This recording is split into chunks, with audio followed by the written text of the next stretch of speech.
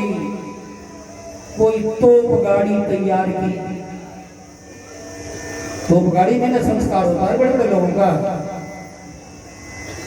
तो तोप गाड़ी सजाई गई। कंस के संस्कार के लिए कन्हैया आए। लाला ने कहा ये विमान, ये तोप गाड़ी, ये साज सज्जा किसके लिए? बलराम ने कहा अरे भाई मामा जी कोई छोटे मोटे आदमी तो थे नहीं, इतने बड़े आदमी, तो बड़े आदमी का संस्कार उसी प्रकार से होना चाहिए। भगवान ने कहा ये बताओ तुम कंस मामा के भांजे होकर के शत्रु वाला काम करते हो। बोले कैसी शत्रुता? बोले तुम इस प्रकार से इनको ले जाओगे संस्कार करने के लिए? बोले और क्या सम्मान? भगवान ने कहा ना तुम ये शत्रु वाला काम करते भैया, फिर हितैषी वाला काम क्या होगा? भगवान कहते हैं हितैषी वाला काम ये होगा कि एक टांग तुम पकड़ो, एक टांग हम पकड़े, खींच करके ले चले, दुनिया देखे कि पापियों के पाप का हस्त क्या होता है, दुष्टों की दुष्टता का हस्त क्या है। इनको सम्मान चाहिए। कौन सा कर्म इसका अच्छा था जो इसको सम्मान चाहिए? इसके पैर खींच कर खींचो, एक टांग तुम एक टांग हम, खींच करके ले चले और देखो इससे इनका कल्याण भी हो जाएगा। बोले क्यों? बोले महाअभिमानी, ये ब्रज में पैदा जरूर हुआ लेकिन कभी भी इसने ब्रज की रज को प्रणाम नहीं किया, कभी भी इस नालायक ने ब्रज रज को माथे में नहीं लगाया।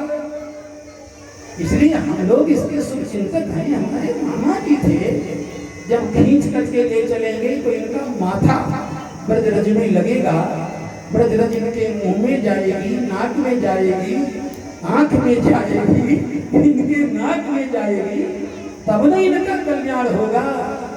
मुक्ति कहे गोपाल से मेरी मुक्ति बताओ, ब्रज रज उड़ी मस्तक पड़े, मुक्ति मुक्ति हुई।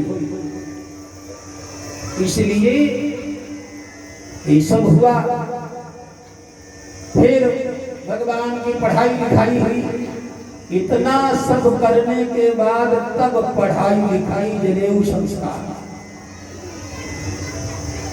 पढ़ने गए, पढ़ाई पूरी हुई। भगवान ने कहा गुरु जी दक्षिणा कुछ देना चाहता हूं। तो गुरु जी की पत्नी ने विचार किया इनसे दक्षिणा मांगना है तो इनके लायक ही दक्षिणा मांगो, जो और कोई न दे सके यही दे सके। बात भी सही। गुरु जी ने कहा पुत्र 20 वर्ष पहले मेरा पुत्र समुद्र में डूब करके मर गया है, उसको ले आइए। इसको कहते भगवान। भगवान कृष्ण जाते हैं। कई घटनाएं इसमें हुई।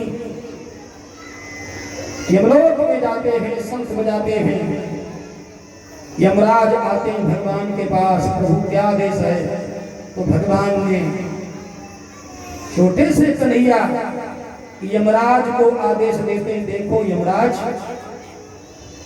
यहाँ का नियम तो यही है कि जो यहाँ आ गया सो आ गया, वो उस शरीर से वापस नहीं जाता। गुरु पुत्र निहानीतम निज कर्मो निबंधनम आनयस्व महाराजो मक्षासन पुरस्कृतः। नियम यही है, लेकिन मेरा आदेश विशेष आदेश है कि मेरा गुरुपुत्र जो उसको वही शरीर दे करके वापस यमराज भगवान श्री कृष्ण के गुरु शांतिपनी के पुत्र को ज्यों का त्यों वही उसी जीवात्मा को वही शरीर दे करके वापस लाए। ये भगवान श्री कृष्ण ने किया। इसी को भगवान रामानुज स्वामी कहते हैं, यही है अघटित घटना। जो घटना ब्रह्मा सोच न सकें उसको भगवान क्षणमात्र में घटा दें। इसीलिए कृष्ण भगवान। इसके बाद जरासंध ने भी बहुत युद्ध किए। भगवान इसी संदर्भ में द्वारकापुरी का निर्माण कराए और जरासंध के माध्यम से हजारों हजारों राक्षसों को तो भगवान ने मारा, लेकिन जरासंध को नहीं मारना चाहते हैं। बोले जब सफाई हो जाएगी बाद में निपटाएंगे, पूर्णाहुति करेंगे इससे, नहीं तो ये मर जाएगा तो हमको कहां कहां भटकना पड़ेगा। इसका जिंदा रहना जरूरी है, क्योंकि ये नालायक बैठने वाला तो है नहीं।